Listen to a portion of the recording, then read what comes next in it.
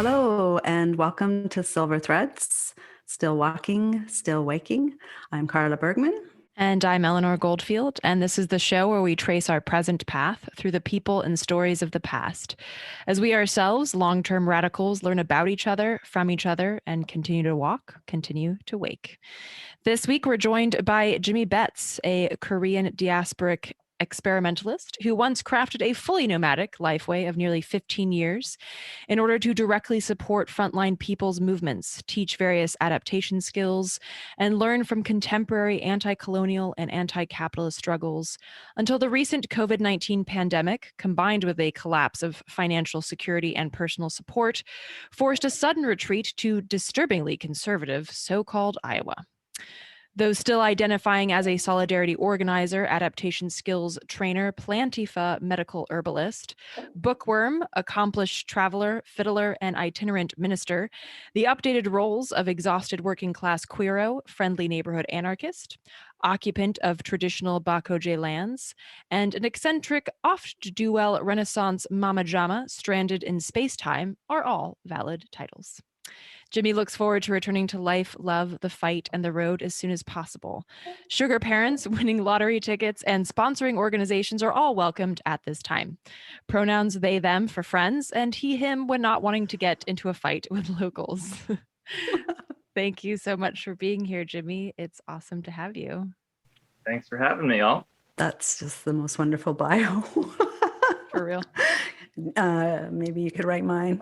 It's so good. Thanks for being here. I'm going to pull a thread from your bio and talk about, I love that you talk about the kind of life ways and time and space and experimentation, but kind of taking those ideas to our first question. Maybe you could take us into one of those time and spaces and tell us a bit about your journey, your radical journey of how it got ignited, or maybe some watershed moments. Basically, share a bit of your story with us. Sure thing. I think I've had this discussion maybe in the past directly with Eleanor in the different times we've been together on the road and for different campaigns. And I don't know that I have a set answer for it, mainly because I can't pinpoint a specific watershed moment in my own life. I just know that there's a certain pattern of dysfunction that I find myself experiencing and then rebelling against, even from a younger age. And then only as an adult, I've sort of realized that that's a pattern. I'm not just suddenly finding myself in a situation where I have to short circuit either my job or I guess a social situation that I need to say something about, knowing that it's probably going to cause friction and or require me to leave the situation.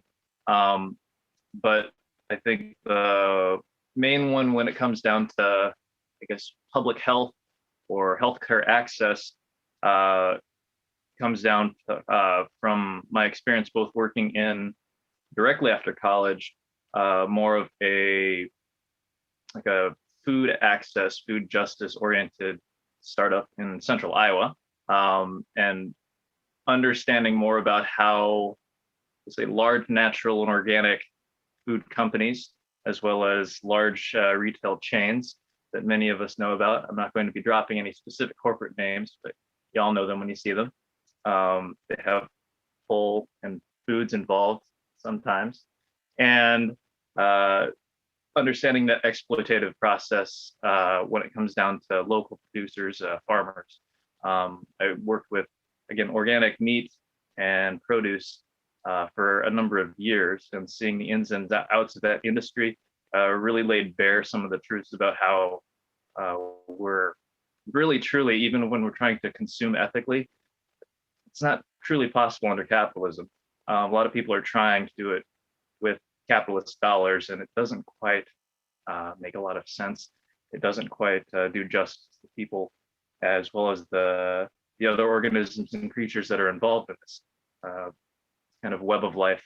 And from that point forward, once I was no longer with that particular job, I still had those lessons with me, and I moved back more into, I guess, direct service to people through I'd say, what would I even call myself? My background's also in traditional medicines, which include more allopathic as well as bodywork, massage therapy, more traditional Asian energetic practices, medical qigong, some Reiki, different skills that just require some training and can be applied clinically.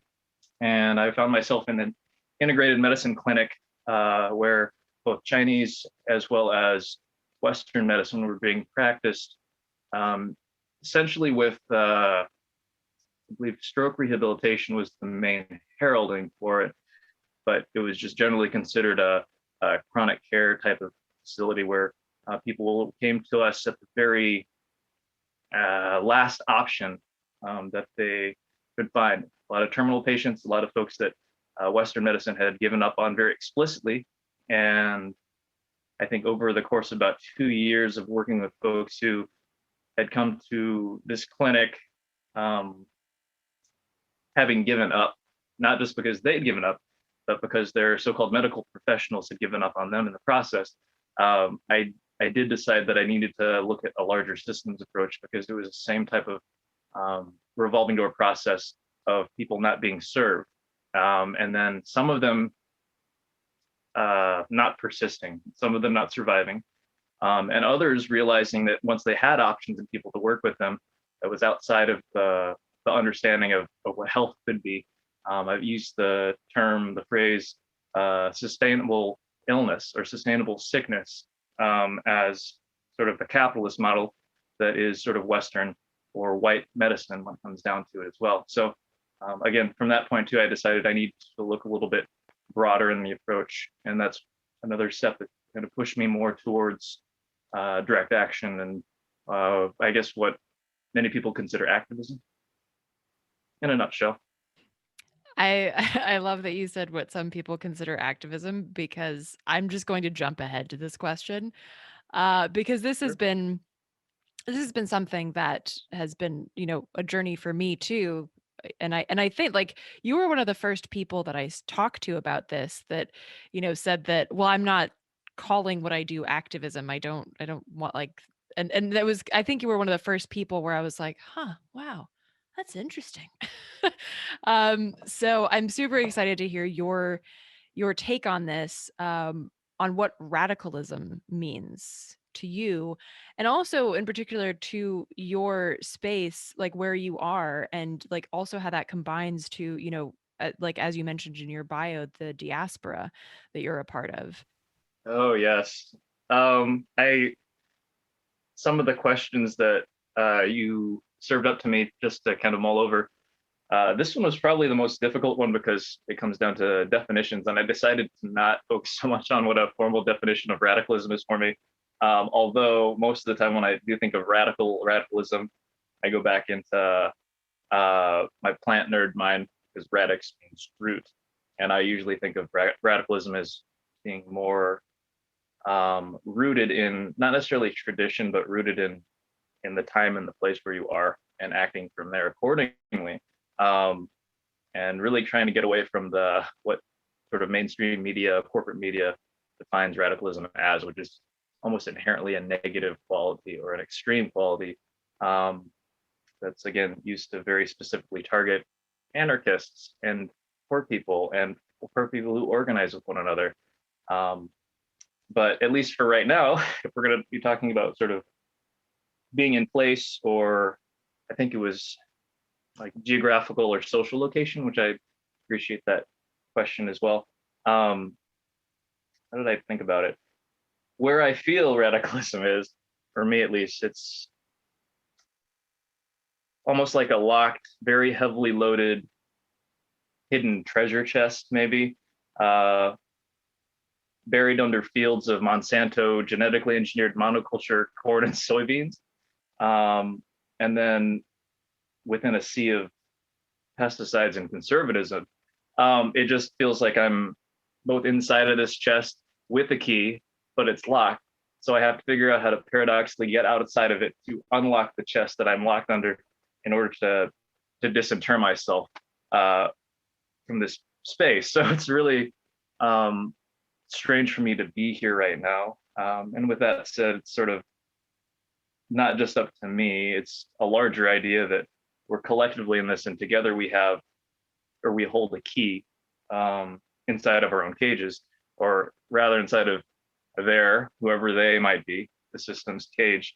And I'm trying to figure out how to develop better community where I live. Although with COVID, it makes it difficult to actually come together directly with total strangers in an unusual, progressive-ish, liberal-ish college town. So that's kind of where I'm right now. Yeah, COVID's really thrown a curveball at organizing style, especially if you're really rooted in connecting with people face to face, and hospitality and sharing food. And I just felt like I lost all my toolkit on how to do it. Totally. Yeah. Kind of picking up, like, a part of your work that you did was training, right? That's correct. Yes. Yeah. I'm curious, as doing that during that time, you were sort of coming as the person who was providing some skill training, skill sharing. Were there times when you have learned new ways of doing things from the people you were training, or is there some anecdotes of, I don't know, just times when you learned along the way? But part of what we're trying to do on the show is to show that we're always learning and always walking and learning from each other, and then it kind of goes in all directions. And so I'm asking you to share some of those stories. Oh no, that's great. I was thinking about this too earlier, and how I've had to rely more on my own autodidactic tendencies as a self-learner more now, because I don't have the direct exposure to people where when I say I'm either like, there's a soft skill training or a hard skill training, there's all sorts of ways people can categorize different methods, whether it's however people define practicality, which again, I'm not going to define practicality or what's practical for some. But when it requires to be more of a hands-on approach, some of it related to medicine, trauma care, you really can't get away from having some hands-on experience with another human body, as well as if we're doing something that requires direct instruction on how to perhaps start a friction fire method, if we're talking about different outdoors skills. And I don't generally personally go along the realms of teaching survivalism or wilderness survival, because how we define wilderness is problematic in many ways, and also what survival is to some as a luxury skill is just a traditional life way for most of our ancestors in some capacity. So I really try to honor those traditions as much as I know and also don't know, in order to reclaim that. So that in and of itself is an invitation to learn far more. Sometimes if I'm going out to teach a skill to different people who I may not have a long-term connection with already, understanding those stories in the process of training, really understanding where people are coming from, which if we're talking about frontline organizing and not about just explicitly, I'm going to teach you how to tie different knots or how to climb a tree safely. A lot of people can climb trees. Or some form of trauma-based medicine, or going on a plant walk, things like that.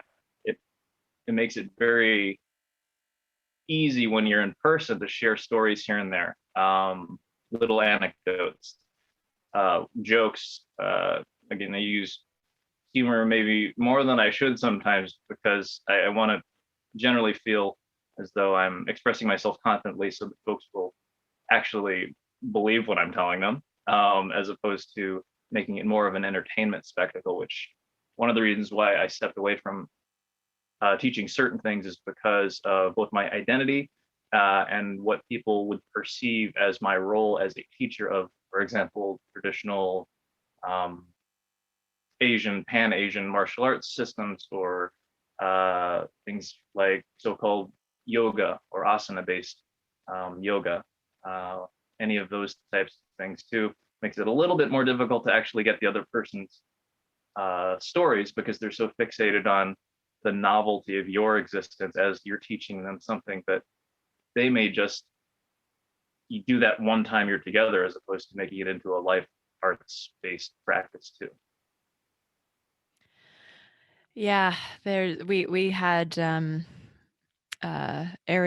Deranger on the show, and she was talking about how she's indigenous from so-called Canada, and she was talking about how she was learning yoga, and like at the same time unpacking that, so like the incredible shittiness, the way that yoga has shown up and shows up in societies in Canada and the US.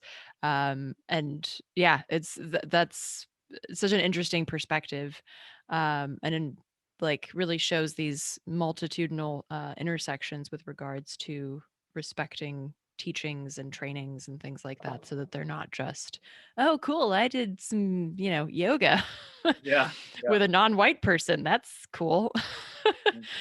um so I'm also curious, like I feel like a part of this is also that we're trying to highlight is that, fucking up is, it's necessary, because without fucking up we never grow, and that people who are deeply rooted in this work are have fuck ups in their past.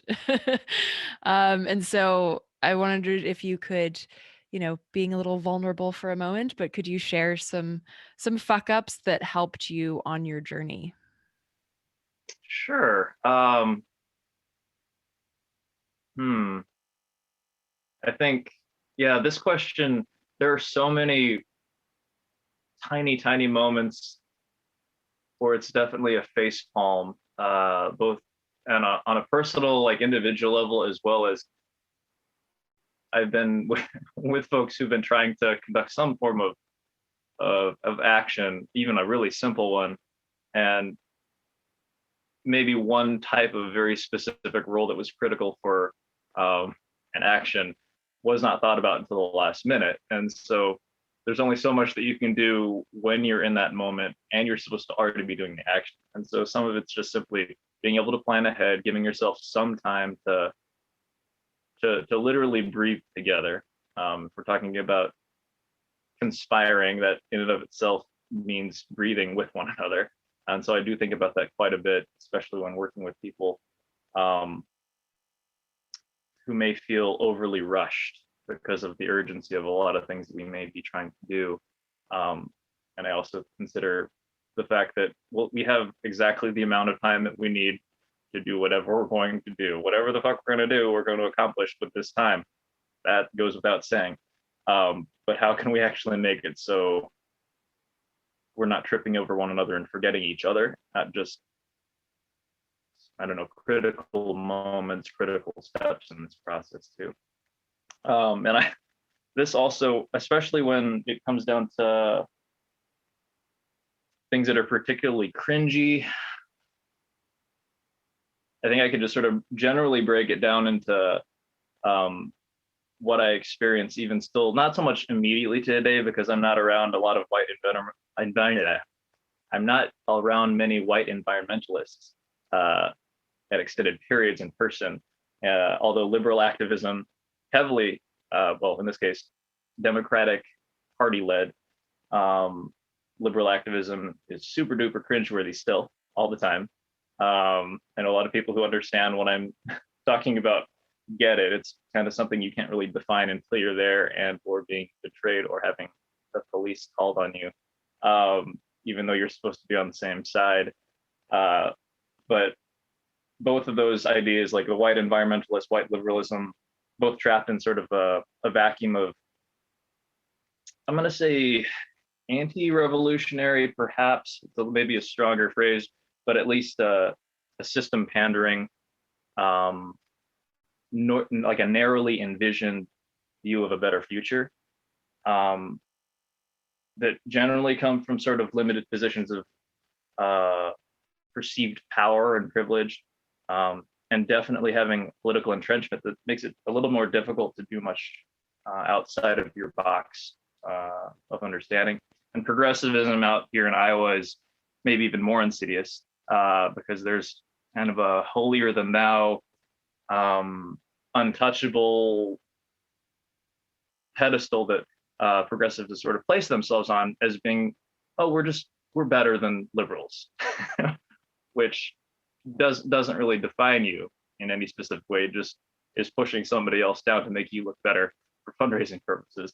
And I definitely have some very specific people in central Iowa in mind who fit this description and are particularly problematic. And cringeworthy moments are ones when I find myself in a situation with them, aligned with them out of necessity. And I can't do a whole lot but damage control at a certain point. I'm glad I haven't had to do that recently, but that was a very persistent instance that I noticed here. But again, with traveling, it's easy for me to say that this is not just a single moment in time. This is definitely systems at work that unfortunately just make my skin crawl and makes my spirit feel a little bit droopy, especially in the aftermath of knowing that, I was working alongside this person and they are associated with this collective work. And what do we actually do to prevent them from causing more harm as we're trying to do good work together? And that said too, I don't know, correct me too if I overspeak on this, but sort of anarchists and my ilk, our ilk, I'll say that at least on the podcast, feel free to contradict me there. And this generally saying, don't have it all figured out either. I'm certainly not saying that, I figured it out, I know what's wrong with the world, and I've already had the answers, but nobody listens to. I definitely don't have all the answers. People still don't listen to me, but that goes without saying.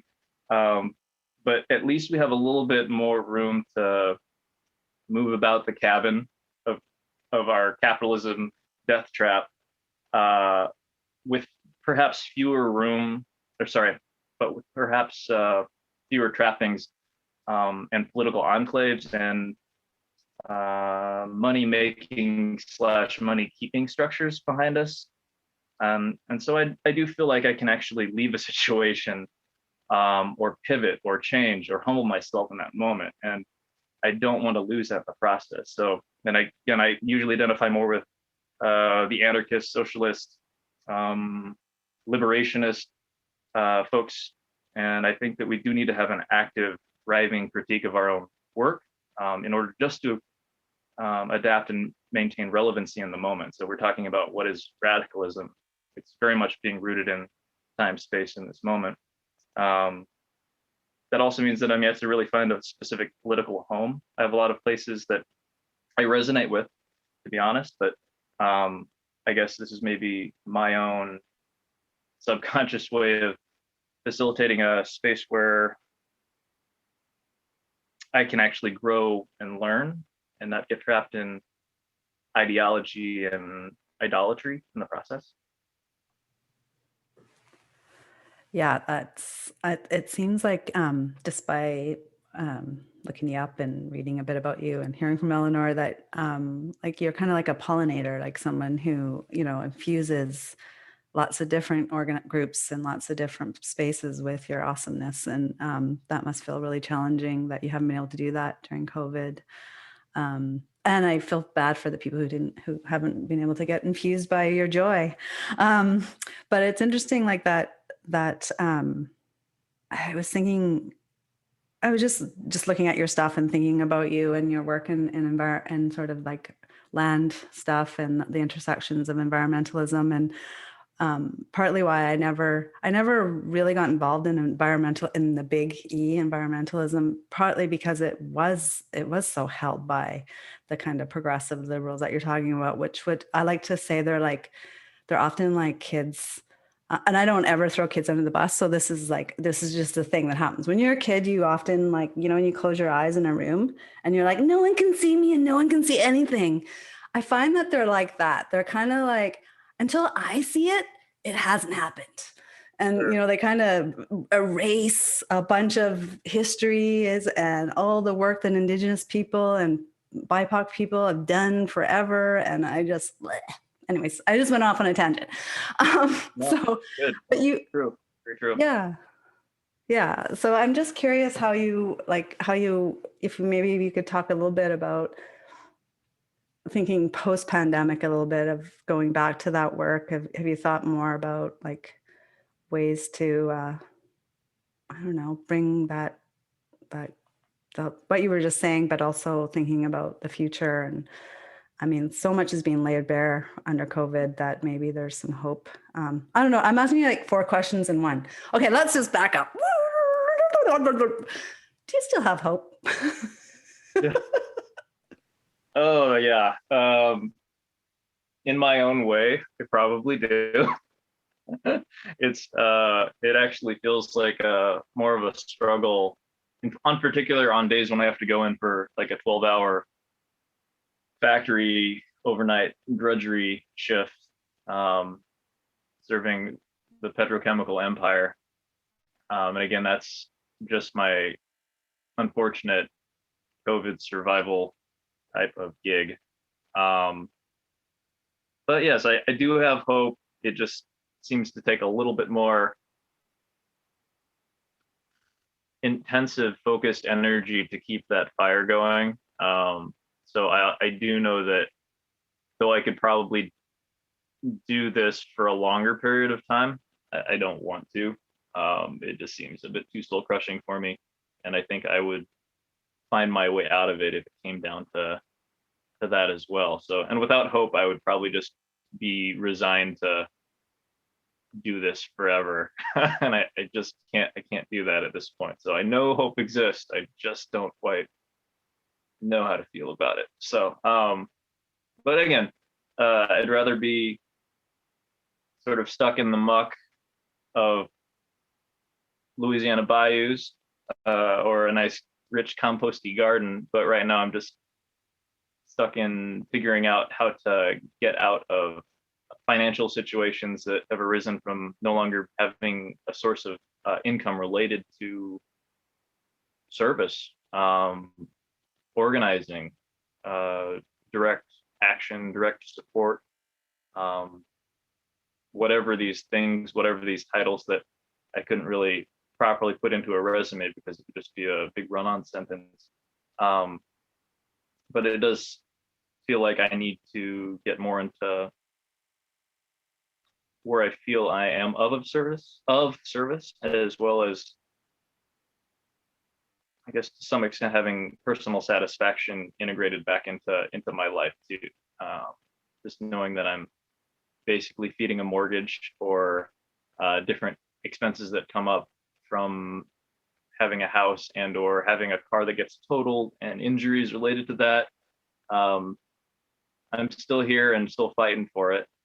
And I guess I could talk about different random things that I've been able to integrate into my daily practices when I'm either awake and not trying to sleep or not at work and wishing I was asleep. But I'll let you all get the questions at this point. I say go for it. Yes, I'd love to hear it. All right. I did have to take an inventory. Like this question, I was like, why am I here still? What's keeping me interested in life?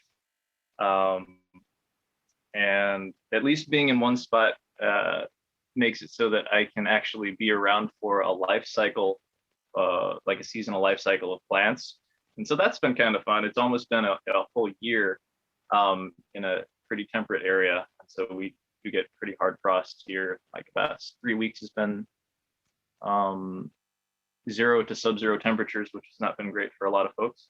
But I have been able to grow some medicinal plants indoors, which again, that's one of the random things that I get excited about. It's kind of nerdy, but I like it. I like it nerdy. I found a cello recently too, which I don't play the cello, but I've always wanted to learn. And so I still need to get this in for a little fine tuning from a local luthier. I just haven't had any time to do much during the days. So I'll maybe figure out that next week. Trying to learn at least a fiddle tune here and there. I on a regular basis too. Nothing too complicated at this point. Just something that I can play and keep the mind and fingers and music brain still running. And I do have still plenty of books. I just haven't been able to read as many of them, but I'm trying to do things that are more fiction and pleasure, speculative, sci-fi oriented, because if any indication existed that we're living in a bit of a fantasy realm or a hell realm, depending on your religious or spiritual cosmology, it's definitely now, maybe more for more of us than has been in the past, laid bare, and just kind of giving more points of inspiration, so I'm not stuck with one or two that may fail or is already failed to. And yeah, beyond that, just keeping up with local, not, I guess, yeah, some local friends within a 50-mile radius. I don't have a lot of folks near me. Has been helpful too. So I haven't been able to have many visits from people, but a few of our mutual friends being unable to host people when I'm actually stuck in place, having been hosted by hundreds and hundreds of people over the past years, sort of, it feels super messed up for me because I can't actually pay it forward. And I know I'm not beating myself up about it, but the situation just is super whack, and I wish it were different. But right now, yeah, that helps me to at least be available for people who are traveling. You're listening to Silver Threads, part of the Grounded Futures multimedia platform. For more information and to donate to our totally ad-free show, check out groundedfutures.com. You can reach out to us with thoughts and suggestions at silverthreadshow@protonmail.com. You can find out more about our host Eleanor via artkillingapathy.com and our host Carla via joyfulthreadsproductions.com. What's up, y'all? I'm Pearson, host of Coffee with Comrades. Coffee with Comrades is rooted in militant joy. Our hope is to cultivate a warm and inviting atmosphere, like walking into your favorite coffee shop to sit down with some of your close friends and share a heart-to-heart conversation. New episodes premiere every Tuesday, so be sure to smash that subscribe button wherever you get your podcast so that you never miss an episode. We are proud to be a part of the Channel Zero Network. And now, back to the show. I just love that you're taking up the cello as well, because it is my favorite instrument. I think that it's like the most beautiful timbre instrument. I think my soul vibrates at those frequencies. whatever the cello is, that's where I'm at. Same. Yeah, I don't know Yeah. what it is, but fun random fact, my father was the youngest student to ever get into Juilliard for the cello at 10 years old. Wow. Yeah, super random. And not at all what he does anymore, but just, little, in case it's ever in your trivia, like. Well, yeah, that's a good one. I got it now. But yeah, I think like, I can definitely relate to the need to like the combination of instruments, or the combination that is an instrument, like the tactile and the emotional and mental work and play that's part of it, is to me like not just how I can release some of the pain or the trauma or the stress, but it's also like how I can share that with somebody else. And even though if I can't put it into words, I can somehow like, hey, this is how this feels, like how it sounds. So I'm curious, like if there's like like particular songs or particular art or anything like in that realm that has been a spark, but also that could be a spark right now that, kind of, like you said, like could, support that glimmer of hope that's still alive, like anything more specific, like a specific song or art piece or anything like that? Yeah, I was unable to pinpoint again like a specific work or book. I have, I don't know. I have a lot of, if I have anything, I have a lot of books. um, and some of them are pretty obscure tomes of both information as well as stories. But again, yeah, when people ask me just, hey, what should I be reading to know more about X, Y, and Z? If that's the case, I could say, oh, here's a zine on anarchy or something like that. But when it's such a general inspiration point, I'm probably gonna fall just fall back more into like Adrienne Marie Brown, like pleasure activism, perhaps more relevant, or it's always relevant, as well as emergent strategy, just because that's an example of a book or books that I can just sort of flip to a page and kind of conduct a meditation on whatever I start reading immediately, especially after you've gone through it. And I don't think that it's super inaccessible for folks who haven't been doing movement work of some sort either. Again, I'm maybe not the best person to ask because my jargon brain goes a little bit wild sometimes, and I do have to remind myself that some of the terminology and the lexicon that we're exploring and practicing as so-called activists, it's it's absolute nonsense to the outside observer. It's not plain speech. It's not so-called quote unquote American talk. So it definitely isn't. It's not as popular of a people's way of communicating as I think we'd like to think. And so I do look for things that are a little bit more accessible, things that are story-based to some extent or lessons-based.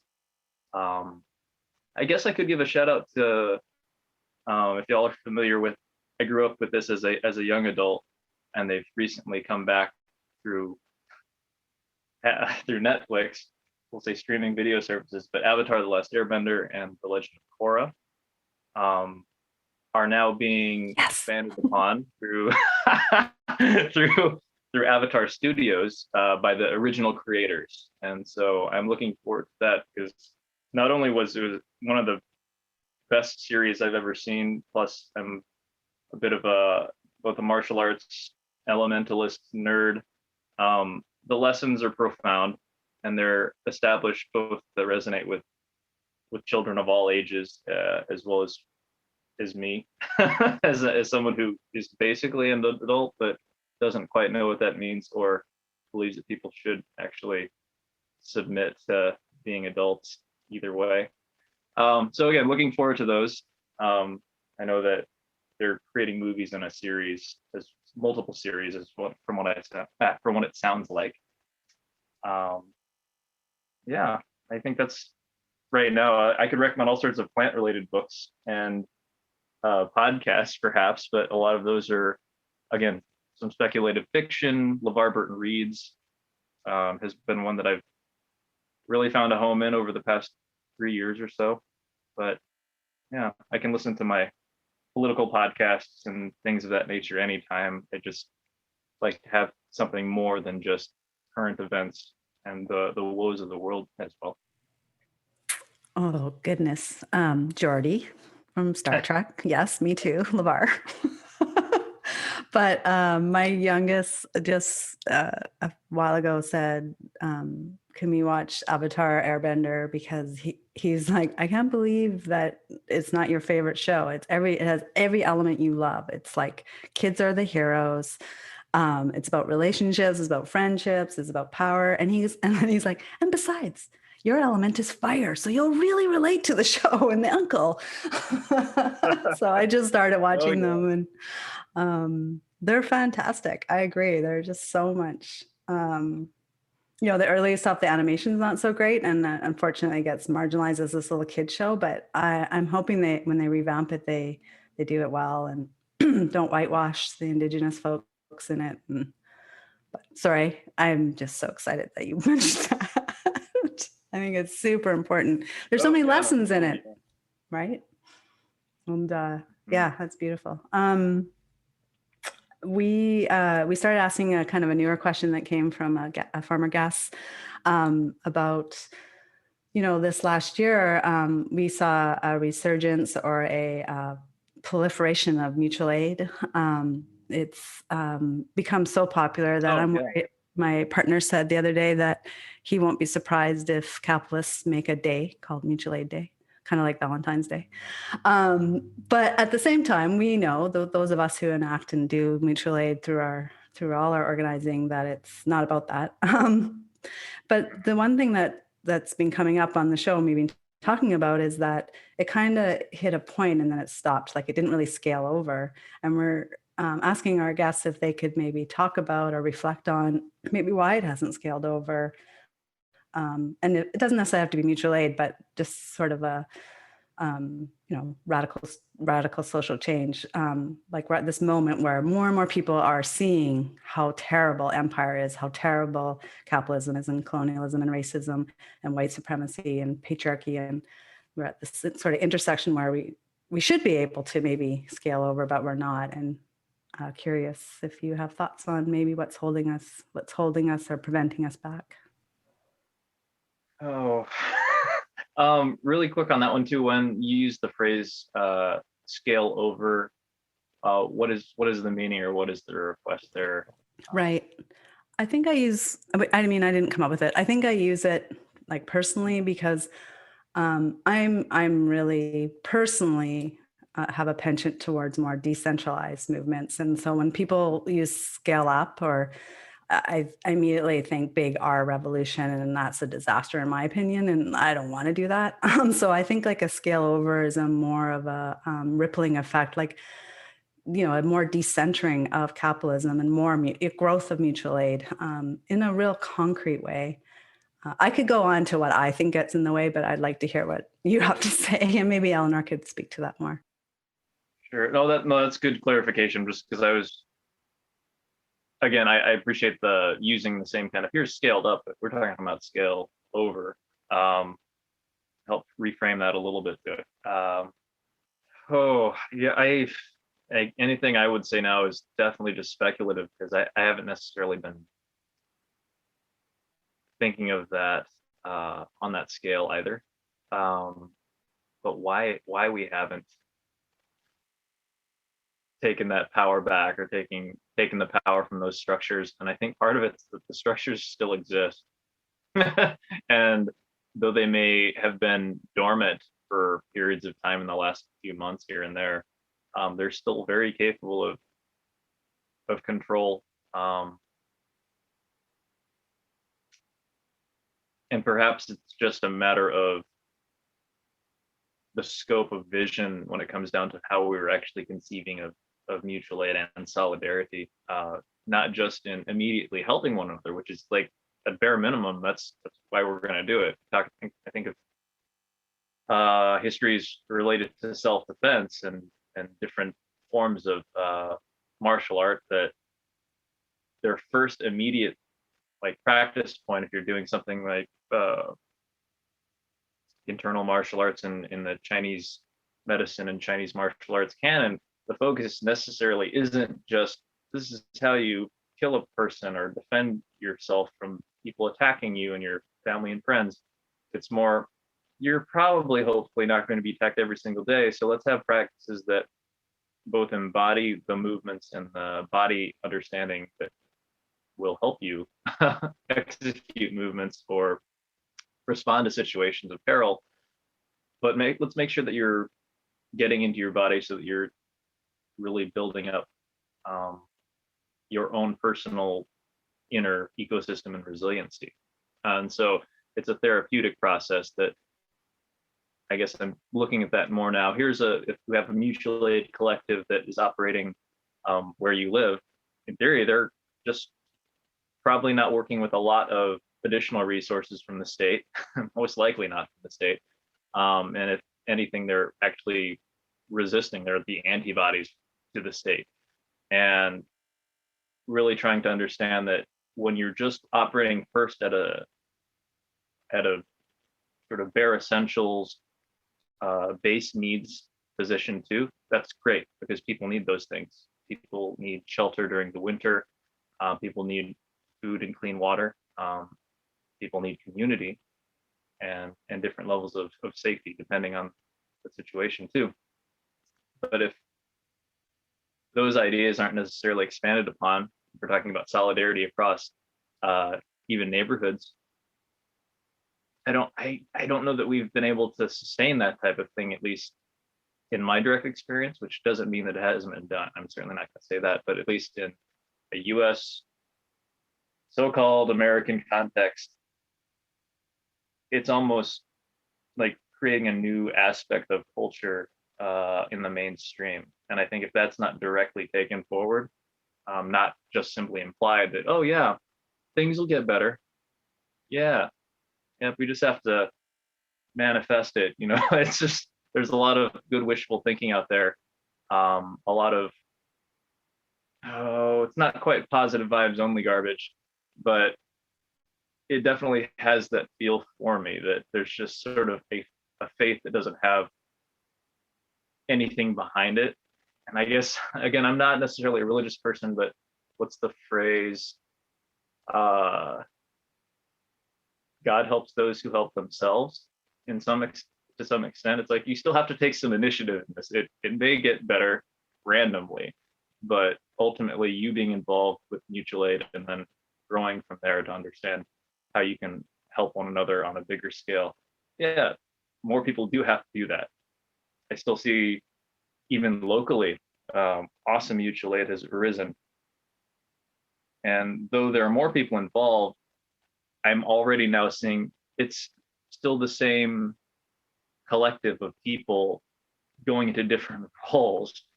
And in my experience too, over the past few years, it leads to burnout and exhaustion when you may have the same people doing 10 different organization work pieces, sometimes on rotation, and sometimes you just don't have any other time. You're volunteering all of your time, in addition to holding down a job, having a family. So understanding how capitalism makes us have to choose between these things and live life in scarcity, or at least have to choose scarcity in order to do right things or better things in the world, that's a hard one. Yeah, it's just not having any time still comes forward, even perhaps for me more now directly. I can really feel that only having about 4 hours a day sometimes to do anything. And that doesn't leave much to offer out into the world, especially if I'm working. Yeah, no, it's I think that's a great point that and this is something that some other folks have mentioned, that capitalism is very good at making it impossible to choose what you really deeply believe that you want to do, or that you think that that would be best for you and your community. And I've talked about this before too, that like it's a problem, it's a misconception that capitalism isn't malleable, because it really is. Like Amazon will throw up that Black Lives Matter fucking poster quicker than anybody. Like they are happy to make it look like they're woke and they're, activists with a capital A. And if that appeases you, then that's the problem. Like we believe that at some point this system will wake up and be like, oh yeah, no, profit over people is some bullshit. Like, but that's, of course, it can't, because that would be believing in its own destruction. Yeah, so I guess dream on would be the the apt wrapping up for that comment. Yeah. So I guess kind of like talking about like thinking a bit more about your journey, and like kind of when I first heard that you were doing this job, and I kind of saw it as like a little bit of an off ramp, because for folks listening, like pretty much every time that I saw Jimmy, they were like in the midst of driving from like, you know, one part of the country to the other, and with a car full of tents and like protein bars and like a rubber chicken or something, I think, as well.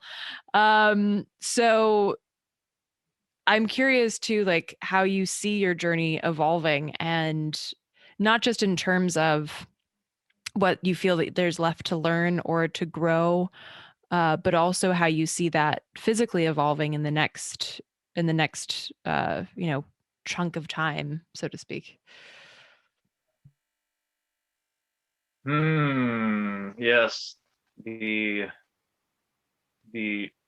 escape route, perhaps, as I sometimes look at it in somewhat of an unhealthy way, but also what I'm doing right now, it doesn't feel particularly healthy for myself either way. So,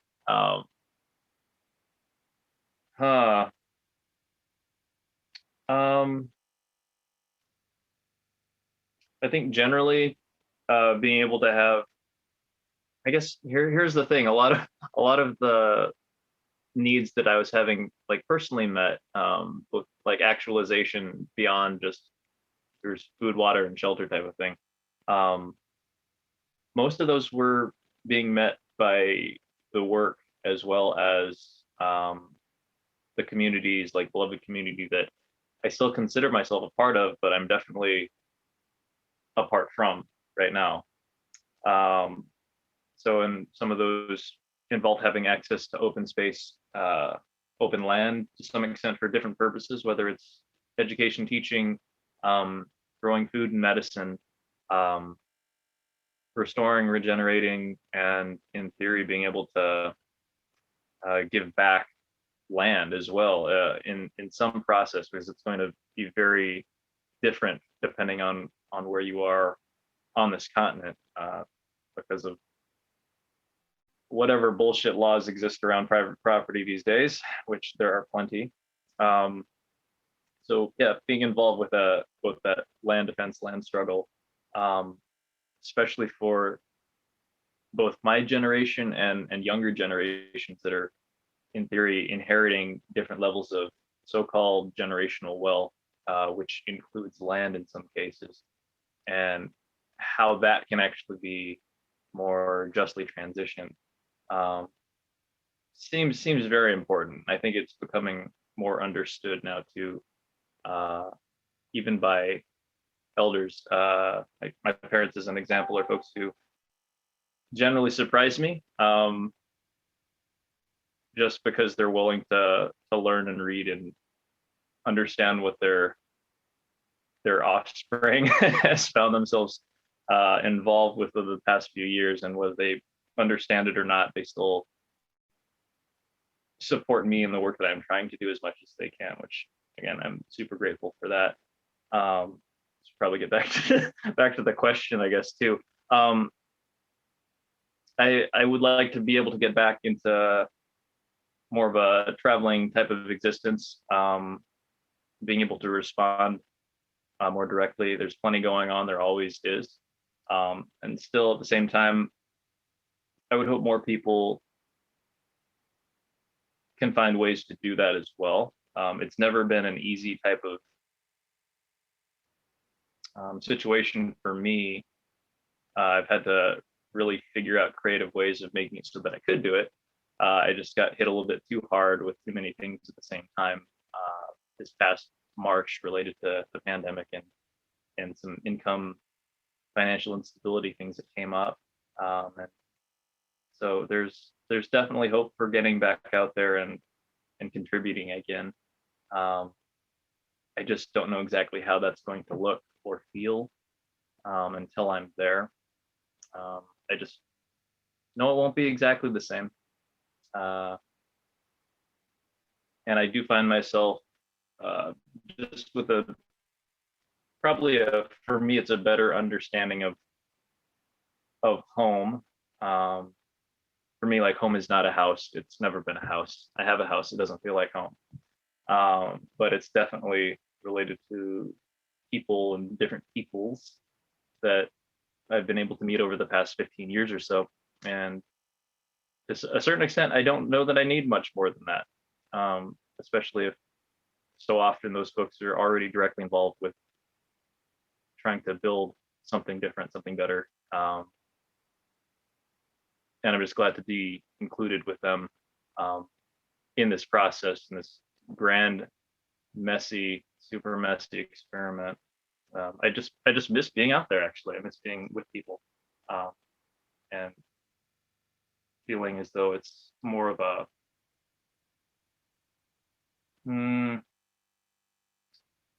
I'll say less of a sort of a self-serving lifestyle, because right now it feels like I'm living for me, and I gotta get money to pay for my things. It's a very individualized, non-collaborative, non-collective, non-relational type of setup for me. And I realize that it's never quite always true, but it feels that way.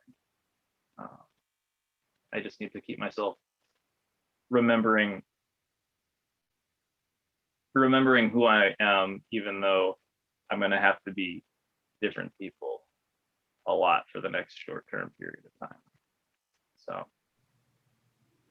Yeah, I was, the other word that came up for me was the dilemma of being working class, which I saw in your bio. I mean, you can't, you don't have like these immense amount of funds that you can keep doing the collective work when you have to work all the time. As a working class person, and my partner works 40 hours a week, I know it intimately.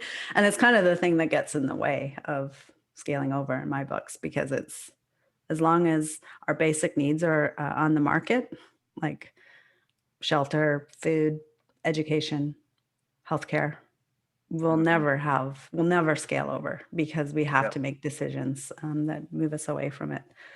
Womp womp. But yeah, I hear you. It's challenging, and I thinking about maybe hopefully this will spark some joy for you. But thinking about getting back, or maybe you could share one or two organizations or collectives that you'd like to amplify,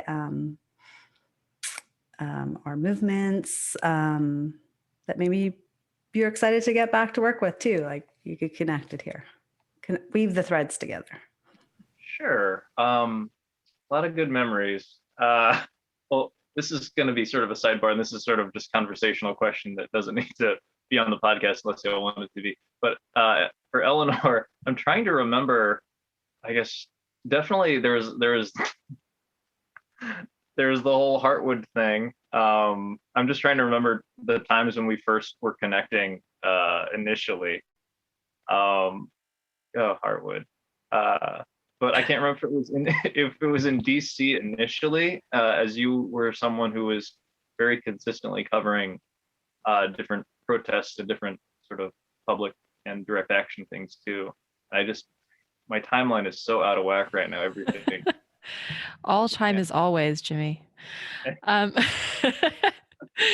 But yeah, I initially met you in DC, and then there was a lot of stuff that was happening outside FERC and beyond extreme energy. And then there was Heartwood and Pennsylvania, Louisiana, and then again for the forest convergence, I guess, Illinois. Oh yeah. Yeah. Oh, it seems like a distant memory, even though it really wasn't that long ago. But wow. Okay, yeah, that's helpful. So, well, I guess a group that I would like to at some point get back to doing some work with is Beyond Extreme Energy. Again, financial issues and whatnot. I don't harbor any like ill feelings. It's just sort of, I wish I were still able to do that with y'all. But if we're gonna talk, I'd like to really uplift more of some of the local organizing that's been going on in so-called Iowa, just because over the past 15, how long I've technically been a resident since, we'll just say almost 2 decades here, but I haven't necessarily lived here full time. But I just know that what exists now, especially after the George Floyd Black Lives Matter protests, the kind of rad organizations that have come up from just the past few months are doing amazing work. And it's definitely a long time coming, especially in like a self-styled progressive facade bullshit state.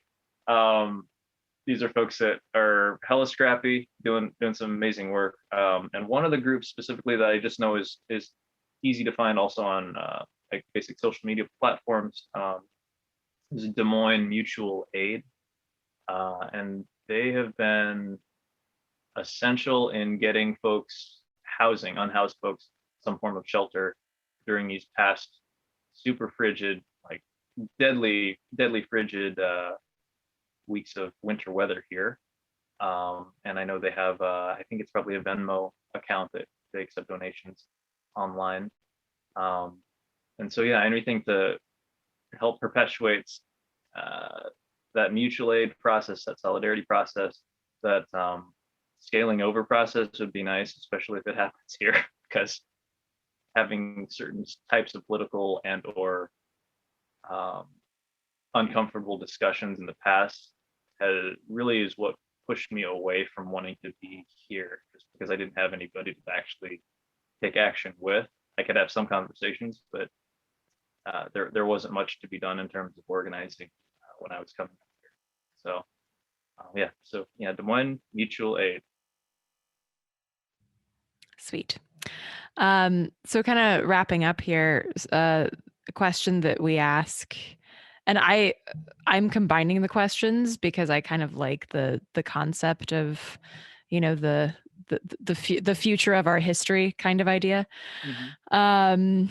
And so I'm curious, can you mention, is there somebody, an organizer or a radical that's just starting out that you'd like to give a shout out to, that you think is doing rad and brilliant work? And also, looking at your own history, is there somebody that you can mention that was really pivotal for you in your journey that you feel either radicalized you or helped you along your path? Oh, I feel so out of touch with the world. That question. I just haven't had much contact with new young organizer people. Outside of I did some consultation and trainings for one of the medic collectives down here. So and collectively, I guess I would probably just give shout outs to the femme leadership of that collective in particular. I don't necessarily want to name names, if that makes sense. I just haven't gotten consent from them even. I didn't know I'd be necessarily talking about that right now. But I will just say that I think they're doing great work and they care about one another and they're skilling up, because some of them didn't have any trauma-based or tactical medicine type of care, and out of necessity they were able to offer some trainings, and as far as I know we're still working very directly with the protests in more in the Des Moines metropolitan area. So that's probably who I'd give a shout out to, just based on my own personal experience, which at this point is super duper limited, so I'm glad to be able to talk about that. And then it takes a village. I feel like could I just list off a few folks, some of whom are maybe no longer with us, one of whom as well. Before I do that too, I was also thinking about how so often people who there's sort of an understanding that I don't think should be an understanding, or a stereotype or misconception, that someone who is inspiring or a mentor or a hero to you is generally going to be older than you, because it implies experience, and I think that's total garbage. Because there are so many people who I've learned from who are my age or younger, and yeah, just to give that a little bit of voice too. We have the ability to learn from so many people, and I want to be able to honor lessons and however they come to me. I guess, yeah, Sharif Foytland and Jaden Foytland. So multi-generational family of excellent people. Sue Sierra Lupe, who's been an awesome herb mentor. I don't know if y'all know Ananda Lee Tan and Elandria Williams, rest in power. Kevin Zeist, rest in power. Margaret Flowers, Sarah Nahar. We'll give maybe a shout out to the great Grace Lee Boggs as well, because I'm hoping and I'm seeing a little bit more, but more Asian Pacific Islander, how we're going to be describing ourselves in that identity capacity, getting more publicly involved in the struggle and solidarity. Yeah, there's so many people. I feel like I should just write them all down, but I might do that later as an exercise too. It's good to express gratitude, especially in harder times.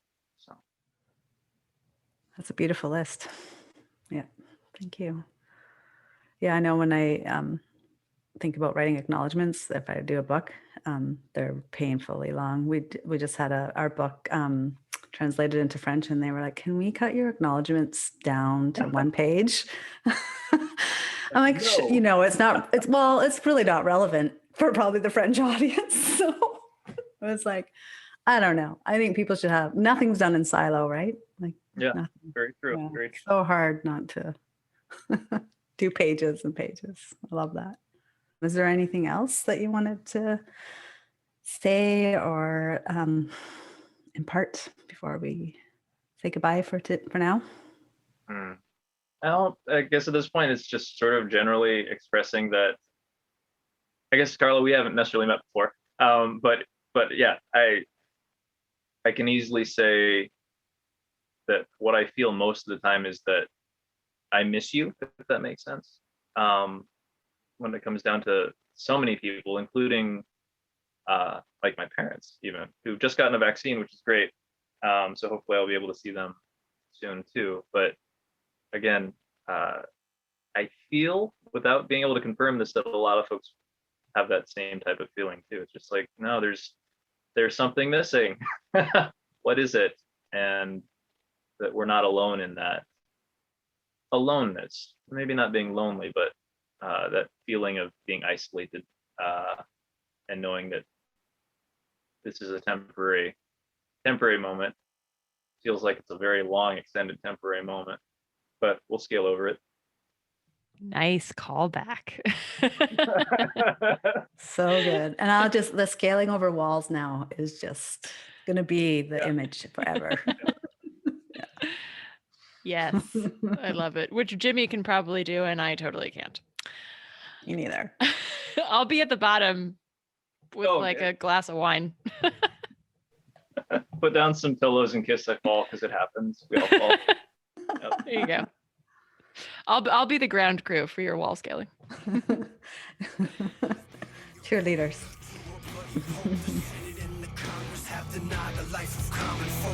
Silver Threads is recorded in different places across borders.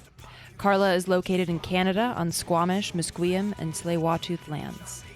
Eleanor is located here and there, usually either in Sweden or on Piscataway land, now known as Washington, D.C. And our guests join us from around the world. You can find out more about the show and our guests at groundedfutures.com.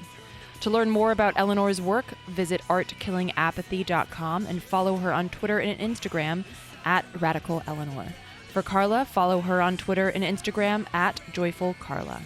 You can also reach out to us at silverthreadsshow@protonmail.com. And lastly, if you want to support the making of the show, you can donate over at groundedfutures.com. Thank you to the Grounded Futures team for supporting us with promotion.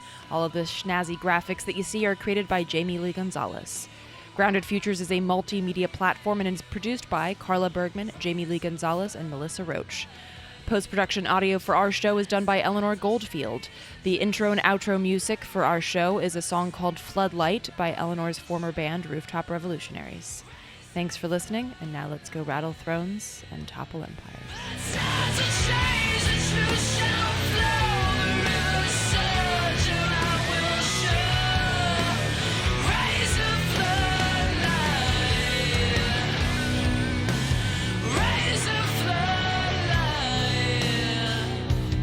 If it pays wake up.